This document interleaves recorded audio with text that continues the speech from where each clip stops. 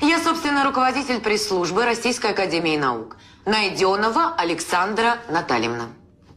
Как еще раз, простите, Александра... Натальевна. А как вас папу звали? Сережа. Натальевна – это отчество по матери.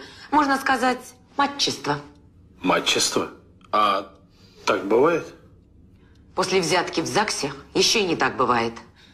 И вообще, вы свои мужские шуточки бросьте. Я, между прочим, феминистка.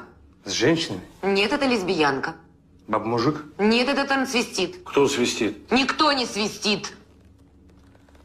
Я считаю женщин венцом творения, а мужчин гендерными узурпаторами. А, понятно. Ебанутая.